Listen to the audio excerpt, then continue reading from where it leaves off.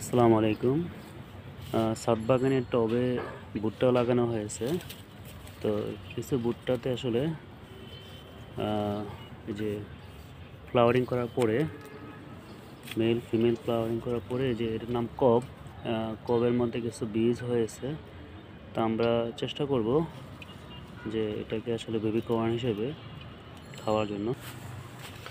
আমি পরীক্ষা করতেছি যে কোন কবটা আসলে খাওয়ার উপযোগী হয়েছে।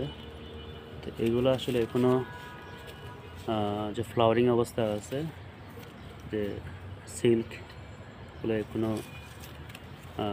তাজা অবস্থা আছে, এটা এখনও আসলে ম্যাচুরেশন আসেনি। আমরা এই কপটাকে আসলে নিলাম, দেখি কি হয়।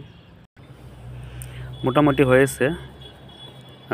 যে বীজগুলো তৈরি হয়েছে এগুলো খুবই নরম। তো আশা করি এটাকে একটু তাপে হিট দিলে এটা একটু সিদ্ধ হবে, তখন খাইতে আসলে অনেক নরম হবে আশা করছি। ভুট্টাটা এখন চুলাতে গরম করা হচ্ছে।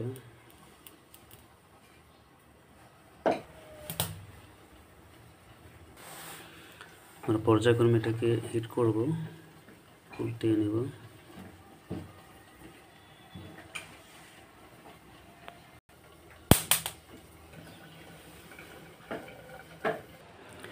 ভুট্টা খাওয়ার জন্য উপযোগী হয়েছে। এটা খেতে পারবো।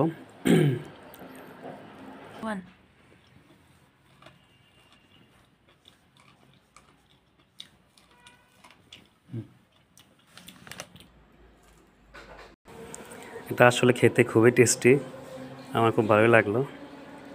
সবাইকে ধন্যবাদ ভিডিওটি দেখার জন্য।